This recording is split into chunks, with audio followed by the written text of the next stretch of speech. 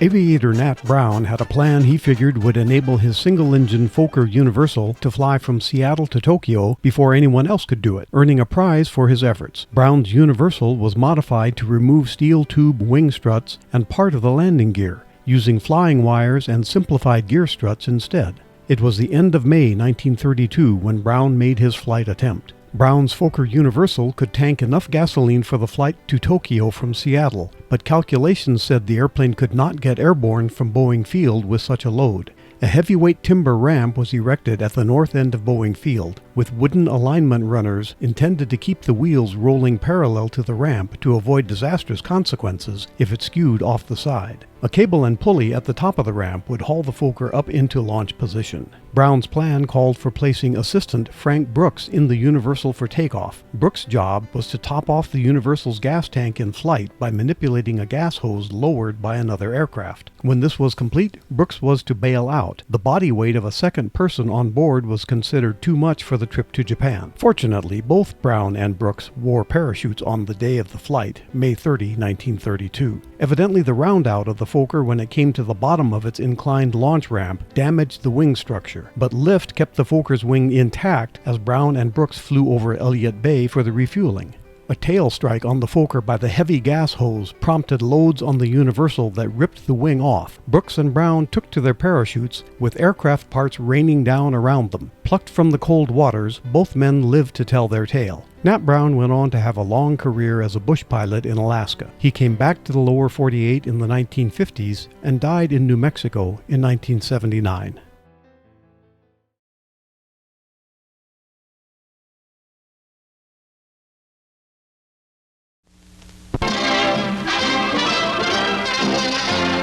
"65 battle bombers come into Bradley Field, Connecticut from Europe with more than 1,000 veterans of the Continental Air War. Home at last with 30-day furloughs. It's a dream sealed with a kiss. After their furloughs, the men will be trained in new heavy bombers and then on to Japan. But now the only thoughts here are to sort their clothing and gear and head for home as soon as possible. These are the types of American youth who broke the back of the Luftwaffe.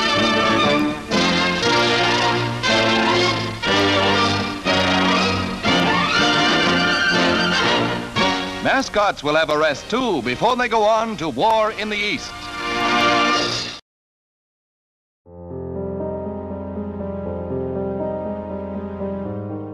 A 282 steam locomotive with some distinctive Union Pacific hallmarks greets visitors rushing past on 9th Avenue in Walla Walla, Washington.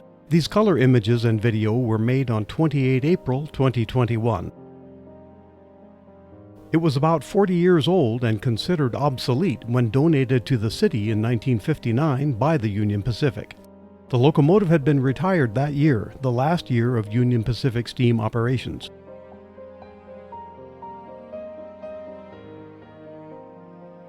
Number 2537 has a large Sweeney smokestack, actually an evolved smokestack with improved draft for efficiency that Union Pacific designed as a follow-on to the original Sweeney design. This locomotive follows the United States Railway Administration standardized design and was built by Alco in 1918. The rectangular tender was built for coal, something the Union Pacific had in abundance. The Walla Walla steam locomotive traditionally lights up during the Christmas season, as seen in December 1975. If you go to Walla Walla, be sure to stop in and take a look at number 2537.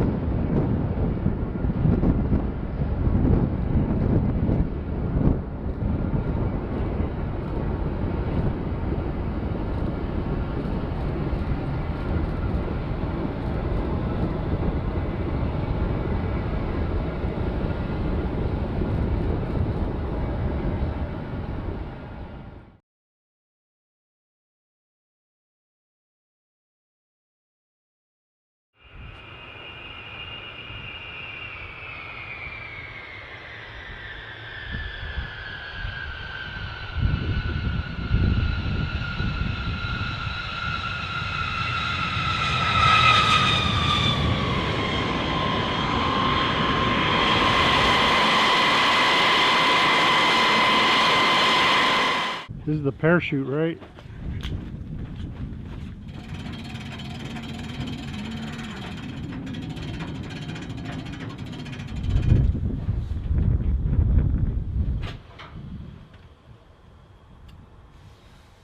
Fire in the hole!